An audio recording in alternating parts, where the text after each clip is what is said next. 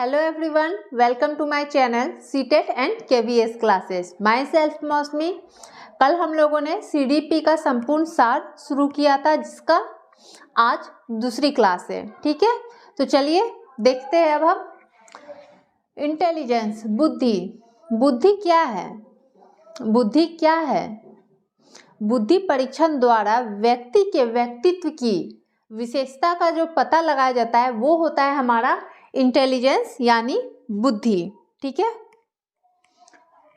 Terman ने सर्वप्रथम बुद्धि लब्धांक ज्ञात करने की विधि बताई। किसने सबसे पहले बुद्धि लब्धांक जो विधि थी उसे किसने बताया था, यानी फॉर्मूला हमारे टर्मन जी ने। ठीक है, सबसे पहला जो इसका फॉर्मूला दिया था बुद्धि लब्धांक का आईक्यू का, वो कौन थे? टर्मन थे। क्लियर है? अब आईक्यू का जो फॉर्मूला था, बुद्धि लब्धांक का फॉर्मूला जो था वो क्या था? बुद्धि लब्धांक आईक्यू। ठीक है, बुद्धि लब्धांक इक्वल टू मानसिक आयु बाय कालानुक्रमिक आयु इक्वल टू 100। ठीक है, मानसिक आयु कालानुक्रमिक आयु इंटू 100। क्लियर है?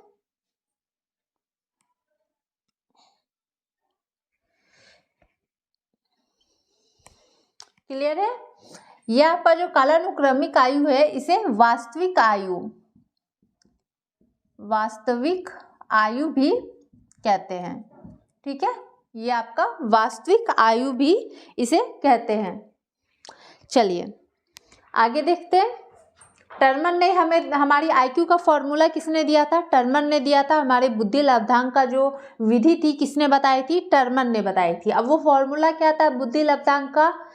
इक्वल टू मानसिक आयु बाय वास्तविक आयु या कालानुक्रमिक आयु इक्वल टू 100। ठीक है, अब जो इसके क्वेश्चन आते हैं, आप लोग के एग्जाम में इसके क्वेश्चन भी आते हैं, वो किस तरह से आते हैं तो चलिए देखते हैं। यदि एक बालक की मानसिक आयु 12 वर्ष है, ठीक है, तो सबसे पहले आप क्या करेंगे? फॉर्मूला लिखिए। आईक्यू इक्वल टू मानसिक आयु कितनी होनी चाहिए? मानसिक आयु 12 वर्ष। ठीक है, 12 वर्ष है मान लिया। वास्तविक आयु 10 वर्ष। कालानुक्रमिक को ही वास्तविक आयु भी कहते हैं। ठीक है, तो वास्तविक आयु कितनी है? 10 वर्ष। ठीक, इक्वल टू 100। ये हमारा फॉर्मूला था। बुद्धि लब्धांक क्या होगी? अब आईक्यू जो है क्या होगा ये बताना है। हमारा मानसिक आयु बता दिया गया 12 वर्ष है, वास्तविक आयु बता दिया गया 10 वर्ष है। ठीक है, अब आपको कह रहा है कि आप जो है आईक्यू यानी बुद्धि लब्धांक को ज्ञात कीजिए कि क्या है। क्लियर? तब होगा आप लोग का 120। हमारा जो आईक्यू होगा बुद्धि लब्धांक वो कितना होगा? 120 होगा। क्लियर है यहां तक? चलिए आगे देखते हैं। फ्रांसीसी मनोवैज्ञानिक अल्फ्रेड बीने एवं उसके साथी साइमन ने बुद्धि के मापन का आधार बच्चों के निर्णय, स्मृति, तर्क और अंकित जैसे मानसिक कार्य को माना है। ठीक है, हमारे एक फ्रांसीसी मनोवैज्ञानिक थे, क्या नाम था? अल्फ्रेड बीने ने, और उसके साथी जो थे वो साइमन। बीने और साइमन ने बुद्धि के मापन का आधार बच्चों के निर्णय, स्मृति और तर्क। ठीक है, अब बीने और साइमन ने क्या कहा था कि उसके बुद्धि का, बच्चे का जो बुद्धि होता है, नॉलेज होता है, उसका मापन हम कैसे करेंगे? उसकी तर्क करने की क्षमता से करेंगे। उसके किसी भी सिचुएशन में जो निर्णय लेते हैं उसके निर्णय के आधार पे करेंगे। ठीक है, और उसका जो तर्क होता है, किसी भी बात को लेके किसी भी सिचुएशन में बच्चा कैसे तर्क करता है उसके आधार पे करेंगे। तो हमारे बीने और साइमन के अनुसार बच्चे का जो बुद्धि लब्धांक होता है, आईक्यू होता है, उसका ज्ञात उसके निर्णय लेने की क्षमता, उसके तर्क करने की क्षमता के आधार पे किया जाता है। क्लियर है? वुंड द्वारा वर्ष 1879 में बुद्धि के मापन के लिए मनोवैज्ञानिक प्रयोगशाला स्थापित किया गया था। अब आप लोग से पूछा जाएगा मनोवैज्ञानिक प्रयोगशाला किसके द्वारा स्थापित किया गया था। ठीक है, तो वुंट के द्वारा स्थापित किया था। हमारा मनोवैज्ञानिक प्रयोगशाला वुंट के द्वारा स्थापित किया गया था। कब किया गया था? 1879 में किया गया था। क्लियर है? चलिए आगे देखते हैं। चलिए देखते हैं। सबसे पहले बुद्धि लब्धि या आईक्यू की अवधारणा अस्टर्न द्वारा दी गई थी। जो हमारी आईक्यू बुद्धि लब्धि थी उसकी अवधारणा किसके द्वारा दी गई थी? अस्टर्न द्वारा दी गई थी। ठीक है, बुद्धि के सिद्धांत। अब इसके कौन कौन से सिद्धांत है? पहला जो है एक कारक सिद्धांत, ठीक है, दूसरा द्विकारक सिद्धांत, तीसरा त्रिबुद्धि सिद्धांत, फोर्थ बहुबुद्धि सिद्धांत। ठीक है, चलिए इसे एक एक करके समझते हैं। सबसे पहले एक कारक सिद्धांत, यूनिफैक्टर थ्योरी, ठीक है, या फिर वन फैक्टर थ्योरी भी कह सकते हैं। इसका प्रतिपादन किसने किया था? इसे बीने ने किया था। ठीक है, यूनिफैक्टर यानी एक कारक सिद्धांत जो है इसका प्रतिपादन बीने ने किया था। क्लियर है? बीने ने किया था। इस सिद्धांत के अनुसार बुद्धि को एक शक्ति या कारक के रूप में माना गया है। ये जो हमारा सिद्धांत है एक कारक सिद्धांत, इसके अनुसार बुद्धि को एक शक्ति माना गया है और एक कारक माना गया है। एक कारक माना गया है सभी काम को करने के लिए। ठीक है, बुद्धि वह मानसिक शक्ति है। बुद्धि क्या है? वह मानसिक शक्ति है जो व्यक्ति के समस्त कार्य का संचालन करती है तथा व्यक्ति के समस्त व्यवहारों को प्रभावित करती है। बुद्धि वह शक्ति माना गया है जो व्यक्ति के जितने भी कार्य होता है उसका संचालन करती है, जैसे सोचना, तर्क करना, समस्त कार्य, मतलब जितने भी कार्य होते हैं वो सभी का संचालन करती है। ठीक है, और साथ ही उसके व्यवहार को भी प्रभावित करती रहती है। ठीक, चलिए, जब भी व्यक्ति के अगर कोई भी चीज़ बुद्धि हमारा है समस्त कार्य को अगर संचालन करेगी तो वो नेचुरली है कि हमारे व्यवहार को भी वो प्रभावित करती रहेगी। ठीक, चलिए इसमें जो है हमारे एक तत्व की बात कही गई है। ठीक है, जो है जी फैक्टर।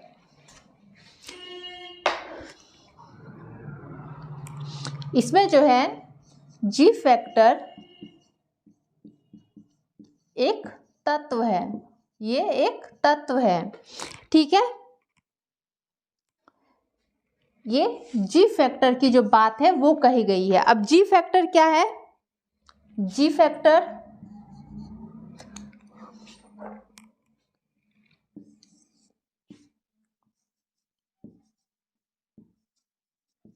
जनरल फैक्टर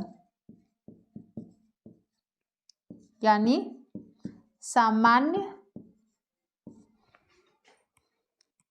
तत्व। ठीक है, हमारे एक कारक सिद्धांत में जी फैक्टर की बात कही है यानी एक सामान्य तत्व जी फैक्टर जिसमें, ठीक है, हमारे एक कारक सिद्धांत में किसकी बात कही है? जी फैक्टर की बात कही गई है यानी कि एक तत्व। ठीक है, सामान्य तत्व है ये। अब ये जिसमें भी होगी, अब ये जो तत्व है हमारा जी फैक्टर जो है वो जिसमें भी होगा वो व्यक्ति सभी काम में क्या होगा? बुद्धिमान होगा।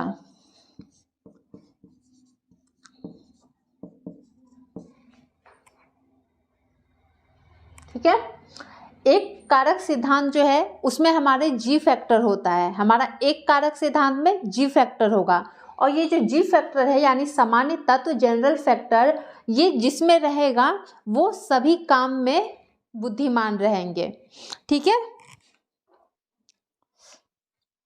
नेक्स्ट है हमारा, चलिए नेक्स्ट हमारा है द्विकारक सिद्धांत यानी टू फैक्टर थ्योरी। ठीक है, इसे किसने दिया था? इस सिद्धांत का प्रतिपादन किसने किया था? स्पीयरमैन ने किया था। ठीक है, इस सिद्धांत का प्रतिपादन स्पीयरमैन ने किया था। स्पीयरमैन को इसे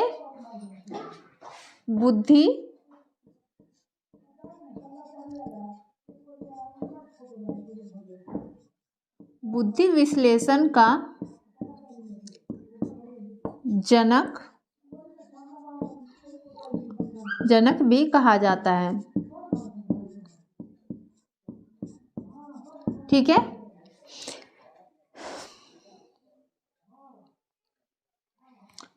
हमारा जो द्विकारक सिद्धांत है इसका प्रतिपादन स्पीयरमैन ने स्पीयरमैन ने किया था, और स्पीयरमैन को हमारे बुद्धि विश्लेषण का जनक भी कहा जाता है, यानी फादर ऑफ फैक्टर एनालिसिस। ठीक है, बुद्धि विश्लेषण का जनक स्पीयरमैन को। बुद्धि में दो कारक है। अब इन्होंने क्या कहा था कि बुद्धि के जो है वो दो कारक है।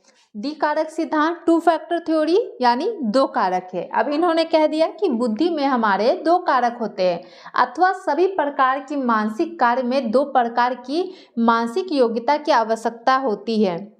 अब जितने भी हमारे मानसिक कार्य होते हैं, सोचना, तर्क करना, समझना किसी चीज़ को, ठीक है, उन सब में दो तरह की मानसिक योग्यता होती है जो इसकी कार्य होती है, जिसका यूज होता है। अब वो दो कारक कौन कौन से हैं? प्रथम जो है वो है सामान्य मानसिक योग्यता। जो हमारा पहला था वो सामान्य मानसिक योग्यता था, यानी जनरल इंटेलिजेंस, जिसे जी फैक्टर हमने कहा था। ठीक है, ये तो हमारा था। और द्वितीय जो यूज होता है वो होता है विशिष्ट मानसिक योग्यता, स्पेसिफिक इंटेलिजेंस, यानी एस फैक्टर। अब क्या इसमें ऐड हो गया कि एस फैक्टर भी हमारा यूज होता है। ठीक है, वन फैक्टर में हमारा था कि हमारा एक कारक सिद्धांत होता है, उसमें हमारे जी फैक्टर यूज होता है, यानी सामान्य बुद्धि। अब आपके द्विकारक सिद्धांत में हो गया कि आपकी दो मानसिक योग्यताओं का यूज होता है। एक तो आपका जी फैक्टर होता ही है, सामान्य बुद्धि, और आपका जो एक और होता है वो एस फैक्टर होता है, यानी विशिष्ट मानसिक योग्यता। ठीक है, इनका भी यूज होता है। अब स्पीयरमैन का विचार था कि एक व्यक्ति में सामान्य योग्यता की मात्रा जितनी अधिक पाई जाती है, यानी एक व्यक्ति जो होता है उसमें सामान्य बुद्धि, यानी जनरल फैक्टर जो होता है हमारा सामान्य बुद्धि, उसकी योग्यता जितनी अधिक पाई जाती है वह व्यक्ति जो होता है उतना ही बुद्धिमान होता है। ठीक है, अब जिसका सामान्य बुद्धि होता है वो किसी चीज के बारे में सोचा तो उसी से जुड़ा हमारा विशिष्ट बुद्धि होता है। ठीक है, एस फैक्टर होता है। किसी भी ज्ञान के पीछे एक विशिष्ट ज्ञान भी होता है उससे जुड़ा हुआ। ठीक है, तो जनरल बुद्धि जो होता है हमारा सामान्य जो इंटेलिजेंस होता है उसी से जुड़ा हमारा स्पेसिफिक, यानी किसी चीज को लेके कुछ स्पेसिफिक ज्ञान भी हमारे पास होता है, या हम बनाते हैं उसे। ठीक है, द्विकारक क्लियर है। नेक्स्ट आइए, चलिए नेक्स्ट है त्रिबुद्धि सिद्धांत, ट्रायआर्किक थ्योरी ऑफ इंटेलिजेंस। ठीक है, ये किसने दिया था, इसका प्रतिपादन किसने किया था? रॉबर्ट स्टर्नबर्ग ने किया था। ठीक है, इसका प्रतिपादन रॉबर्ट स्टर्नबर्ग ने किया था। अब इन्होंने क्या कहा था? बुद्धि वह योग्यता है जिसके अनुरूप व्यक्ति स्वयं को पर्यावरण के अनुरूप बनाता है। ठीक है, अब इसका कहना था कि व्यक्ति जो होता है, बुद्धि वह योग्यता होता है जिसमें व्यक्ति स्वयं को पर्यावरण के अनुरूप बनाता है। ठीक है, और वो जो चीज़ चाहता है उसे ठीक करना, उसमें परिवर्तन भी लाता है। क्लियर है। अब जो त्रिबुद्धि था इसके 3 भागों में बांटा गया था। ठीक है, 3 भागों में बांटा गया था। पहला विश्लेषणात्मक बुद्धि, नेक्स्ट आनुभविक बुद्धि जो हमारे एक्सपीरियंस से जुड़ा होता है, तीसरा व्यवहारिक बुद्धि। ठीक है, तो ये जो विश्लेषणात्मक बुद्धि है ये क्या है? मनुष्य जो होता है वो किसी भी समस्या का समाधान अपने जितने भी नॉलेज है या जितना भी ज्ञान होता है उसका विश्लेषण के आधार पे करता है, उसे अच्छे तरह से जान के समझ के तब करता है। आनुभविक बुद्धि क्या है?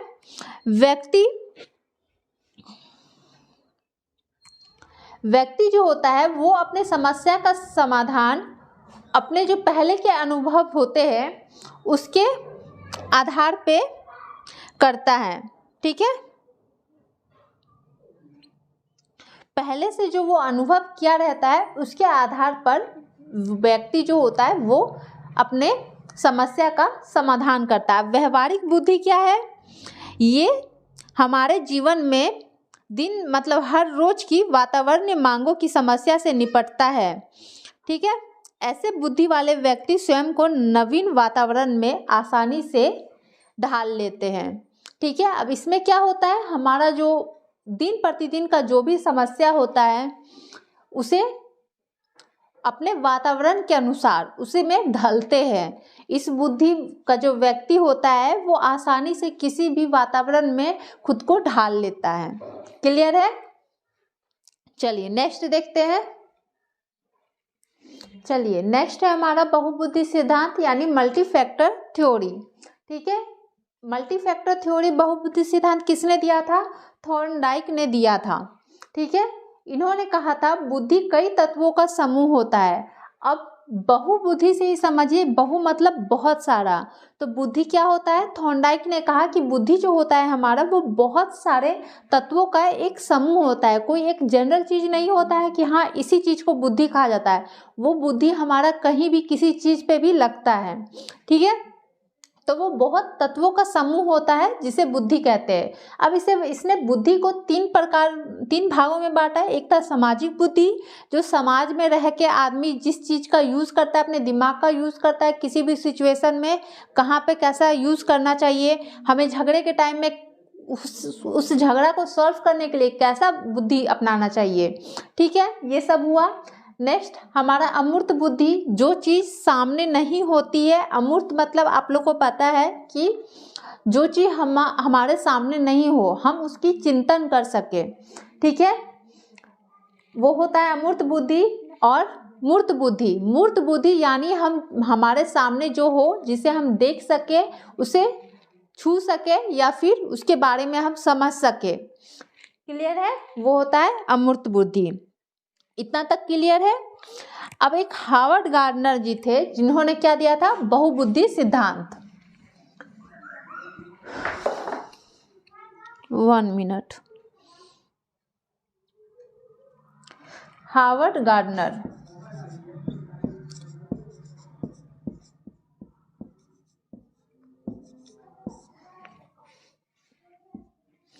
हार्वर्ड गार्डनर ने, ठीक है, हमारे हार्वर्ड गार्डनर ने बहुबुद्धि का सिद्धांत दिया था। उसने 8 तरह के 8 टाइप्स 8 तरह के बुद्धि बताई थी। पहला जो था वो भाषायिक बुद्धि था, यानी हमारे भाषा जो है, हमारा लैंग्वेज जो है, उसमें हमारा पकड़ बेहतर होगा। ठीक है। दूसरा जो था वो तार्किक गणित बुद्धि था, यानी हम मैथ में या तर्क से संबंधित जो होता है अपने दिमाग को यूज़ करते हैं। ठीक है, चलिए एक एक करके देख लेते हैं।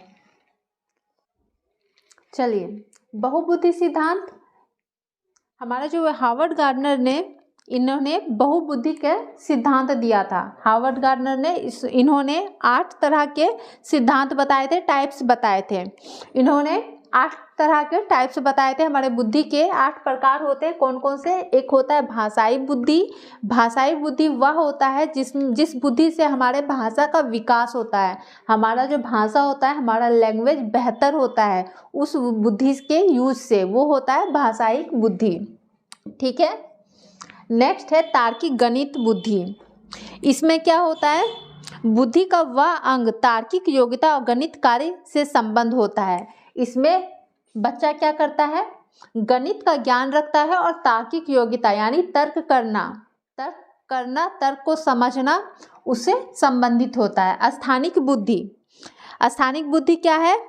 इस तरह की बुद्धि का उपयोग अंतरिक्ष यात्रा के दौरान मानसिक कल्पनाओं को चित्र का स्वरूप देने में किया जाता है। अब हमारी जो मानसिक कल्पना है, जो कुछ भी हम कल्पना करते हैं, सोचते हैं, उसको क्या करते हैं? हम एक चित्र का रूप दे देते हैं। ठीक है, एक चित्र का रूप देते हैं, वो होता है हमारा स्थानिक बुद्धि। ठीक है। शारीरिक गतिक बुद्धि, अब ये क्या होता है? ये हमारे शारीरिक गति से संबंधित होता है। कोई भी कार्य, जैसे नृत्य करना, डांस करना, एक्सरसाइज करना या सर्कस, ये सब हमारा किस में जुड़ा होता है? शारीरिक गतिक बुद्धि में। ये सारा जो हमारा नॉलेज होता है इससे क्या डेवलप होता है? हमारे शारीरिक गतिक बुद्धि। हम व्यायाम करना कैसे सीखते हैं? सर्कस में इतने सारे जो आप लोग को खेल दिखाए जाते हैं, अष्टांग दिखाए जाते हैं, वो सब हमारे शारीरिक गतिक बुद्धि होता है। ठीक है। संगीत बुद्धि, इसका संबंध हमारे संगीत से होता है, हमारे गाने से होता है। बहुत लोग संगीत में बहुत बेहतर होते हैं, यानी क्या कहा जाता है कि उसके अंदर संगीत के प्रति जो बुद्धि है वो बहुत ही अच्छी है। उसकी बुद्धि की समझ जो है, संगीत की जो समझ है वो बहुत ही बेहतर है। उसे कहाँ पे सुर ऊंची करनी है और किस जगह पे सुर नीची करनी है, उसकी इस चीज़ की समझ बहुत बेहतर है। तो वो होती है हमारी संगीतिक बुद्धि। ठीक है। नेक्स्ट है अंत पारस्परिक बुद्धि। अब ये क्या होता है? इस प्रकार के ज्ञान का उपयोग सामाजिक व्यवहार में प्राय किया जाता है।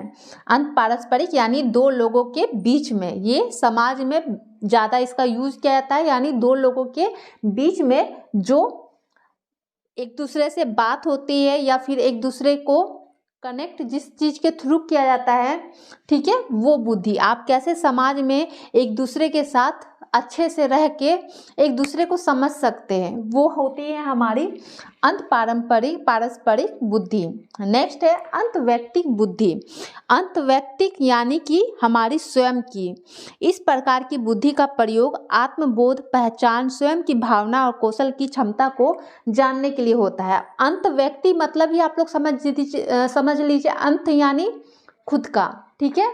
अंत यानी खुद का, मतलब हमारे अंदर की क्या कौशल है, क्या बुद्धि है, हमारी समझ कैसी है, हम खुद को पहचानते हैं। ठीक है। हम खुद के बारे में जानते हैं कि हाँ मेरे अंदर किस चीज़ का कौशल है, कौन चीज़ हम बेहतर कर सकते हैं या हमारे अंदर क्या चीज़ बेहतर चीज़ है। ठीक है। नेक्स्ट है प्राकृतिक बुद्धि।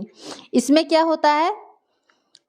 इसका संबंध जो होता है वो वनस्पति जगत यानी पेड़ पौधे, जीव जंतु, प्राणी समूह और प्रकृति सौंदर्य को परखने के लिए होता है। जो हम प्रकृति अपने वातावरण में रहते हैं उसकी सुंदरता को, वो कैसी है उसकी सुंदरता को हम लोग परखते हैं कि हाँ ये ऐसी होती है, इसको थोड़ी और खूबसूरत होनी चाहिए। ठीक है। वो होता है हमारा नेचर यानी प्रकृति के प्रति जो हमारा बुद्धि यूज होता है, प्रकृति बुद्धि। क्लियर है यहाँ तक? बुद्धि के और भी बहुत है, आप लोग आगे बहुत कुछ पढ़ सकते हैं, लेकिन हमारा जो अभी एग्ज़ाम है उसके लिए इतना ही समझना काफ़ी है। ठीक है।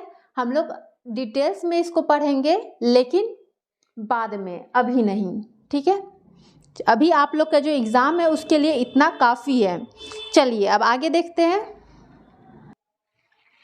चलिए, लर्निंग डिसेबिलिटीज़, हमारे अधिगम की अक्षमताएं। अधिगम यानी लर्निंग में हमें किन किन चीज़ों में दिक्कतें आती है। बहुत से बच्चों में बहुत चीज़ की दिक्कतें आती है, जैसे पढ़ने में या लिखने में या फिर कैलकुलेशन में। तो वो सब क्या होती है?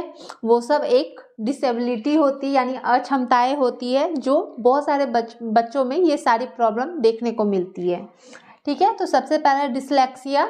डिसलेक्सिया क्या है?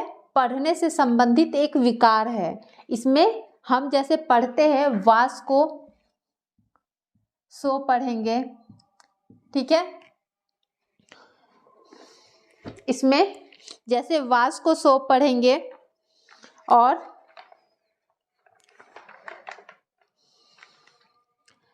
गॉड को डॉग पढ़ेंगे। ठीक है। इस तरह से जैसे हम पढ़ नहीं पाते, बेटर तरीके से पढ़ नहीं पाते, बोल नहीं पाते हैं। ठीक है। तो वो होता है हमारा डिसलेक्सिया, पढ़ने से संबंधित जो विकार होता है। डिसग्राफिया, ये हमारे लिखने से संबंधित एक विकार है। इसमें या तो बच्चा ठीक से लिख नहीं पाता है या उसकी लिखावट ठीक नहीं हो पाती है।